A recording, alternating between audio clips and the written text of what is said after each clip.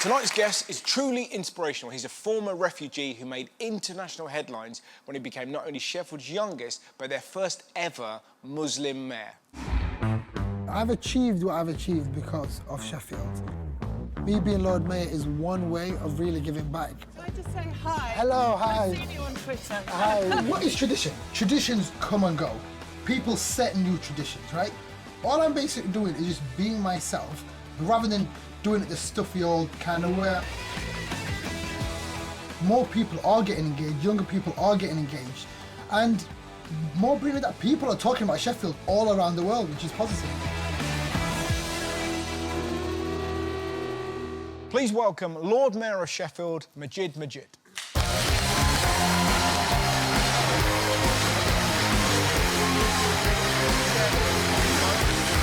How are you? I am hello. So, you're a Muslim, you're a Somali refugee, you're the Mayor of Sheffield and a member of the Green Party. That is check, check, check. That must make you the most hated man in the Daily Mail's history ever. How is it? Honestly, it's absolutely crazy, but in a really positive way. And I'd be lying to you if I said it's something I ever actually aspired to be honest. But I think for me, it really just kind of comes down to, I think there's so much rhetoric of fear, hate and division going on. I thought, if I can at least make my small part of the world, Sheffield, that much better, that's me doing my part. And it comes from that saying, if you don't do politics, politics will do you. Yes. And I just got tired of complaining. I read that you got inspired into politics by the rise of UKIP. Yeah, it was just, I was just genuinely just tired of seeing like Nigel Farage and just all this kind of just language just basically just there to divide us. So I thought, well, listen, I'm just gonna get involved. And I literally had to teach myself politics. So I actually went on YouTube, watched a lot of videos, forced myself to watch daily politics just because I genuinely didn't. Everything was going over my head, especially when it came down to party politics, what was happening, but I knew I cared about certain issues and topics, so I just kind of thought, fuck it, I'm just gonna get involved. See, again, you very rarely see people say that on Question Time. Yeah. Like, so normally, well, you know, it was a calling. It's like, fuck it, I had to get involved. Yeah. How much has your life changed since you became mayor? Drastically changed. So for a start, I get a chauffeur. Do you? Yeah, which is a plus size, so drives me around. What's he driving? And he's driving a Jag. What kind of tunes are we pumping? And we are pumping from Kanye West, DMX, to a bit of ABBA as well. Why not? So, literally just sharing it, and they all get involved, and it's quite surreal, but... Is that... Have you got, like, tinted windows and you're trying to freak people out? No, like, Kanye? ABBA? What the fuck's in there? I actually have the windows rolled down and, like, might pick up the odd person at a bus stop, like, give them a lift on the way to where we're going. All right, thank God you said that. I didn't know, like... It's just like you're picking people up, get in. Do you know what it is? I've also been, like, a lot of things are still the same. So, like, I still live in a shared house. Do you? Yeah. Like, Who do you live with? I've got a friend who's a Deliveroo rider.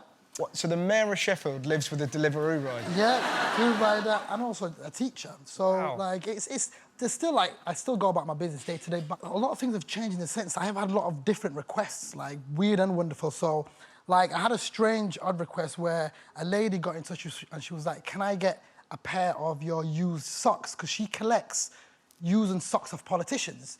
So she claimed she had Tony Blair's used socks, and she kind of, I don't know what she does with it. So I get really... I do. Yeah.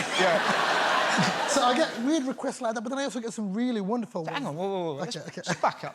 Did you send her the socks? Yeah, of course, but I did make sure, like, they were very well-used socks. So, like, about 2 days of use. Just so it was... No. He's being respectful. This is what the woman wants. But then also, I've had, like, these two lovely women who are getting married ask me to walk them down the aisle. Oh, nice. Which you don't get asked. So, honestly, there's some, like, really weird and wonderful requests that I wouldn't normally be doing, but it's a blessing. What's your proudest achievement as Mayor of Sheffield?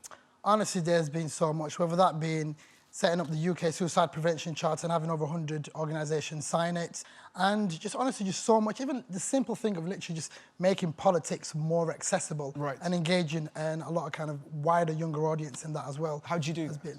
Honestly, for a start, I'm unapologetically myself. I'm honest. And I use social media. And I think for me, Russell, is I try and find creative ways to capture people's imaginations and then feed them with some sort of political message. Because one thing I've realised is that people's attention spans are getting so short and there's so much information out there. So I guess for me, just trying to get creative with it and then just trying to send that message of hope to other people. What's been the most... Have you ever had any, like, really surreal pinch-yourself moments as mayor?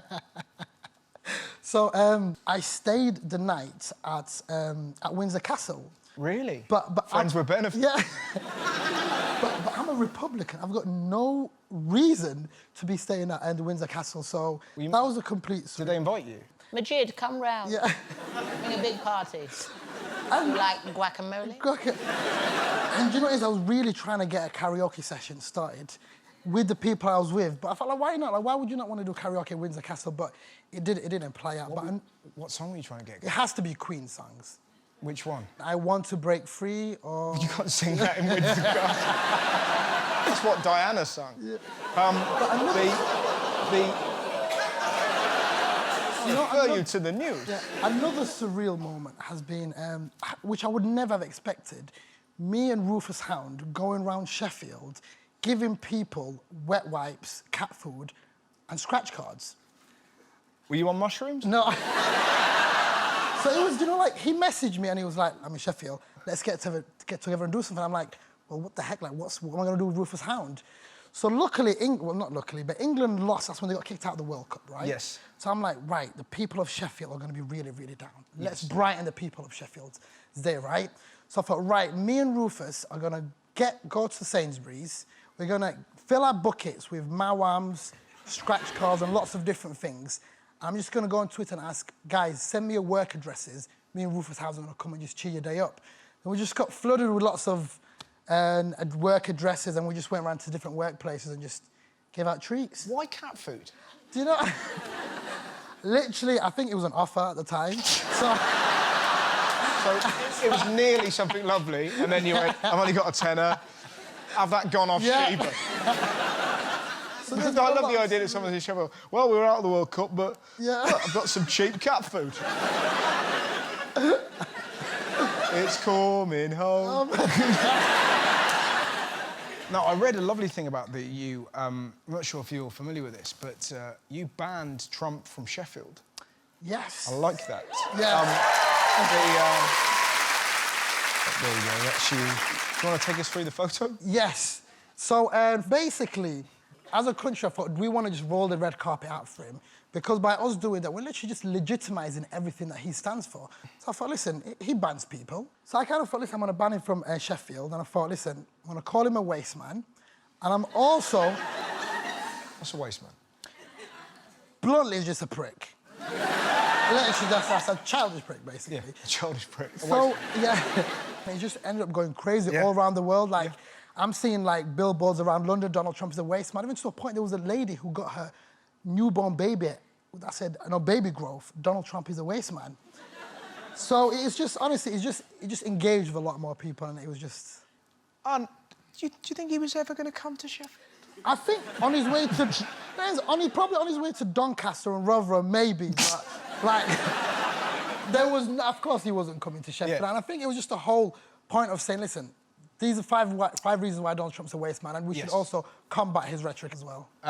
And do you have anything you want to achieve in your time in office? Yeah, so I support 3 amazing charities. One of them's like Flourish mental health charity, Unity Gym Project, which help support young vulnerable adults in tackling knife crime culture, and Sheffield Women's Counselling and Therapy Service. I've got this, but I've set myself the target of fundraising £100,000 by the end of the year. But then I kind of thought, because for those that don't know, my name, Magid Magid, actually comes from Magid Magid, the submission magician, which is the fight name I used to get given when I was at university, because I used to do a lot of mixed martial arts, and I used to win all my fights by choking people. Right. So by basically making them submit.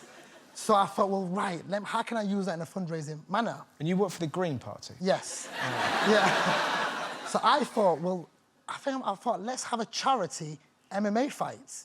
And I kind of thought the perfect person... Who do you want to fight? Sajid Javid. And I just kind of thought, well, Sajid, Magid... Yeah, just because it rhymes? Yeah. Well, just only that we've got a bit of a history between ourselves as well. OK, we've actually got... Still, there you go. Yes. That's the poster. You both look great. Yes. That's hopefully how we will look by the time we're all finished training. Okay. But so, I don't know if Sajid is going to be watching the show, or anything, so... Well, if he's watching, why don't you throw some smackdown at him? Sajid, let's get it down. Me versus you. Let's make this happen, and let's raise some money for charity. OK, while we're here, Jacob Rees-Mogg. Yeah. Let's get it on. Yeah. Seriously. I love the way he's probably sort of sat Yeah. Queensberry rules? Yeah. Seriously. I'll knock your teeth out with a brick.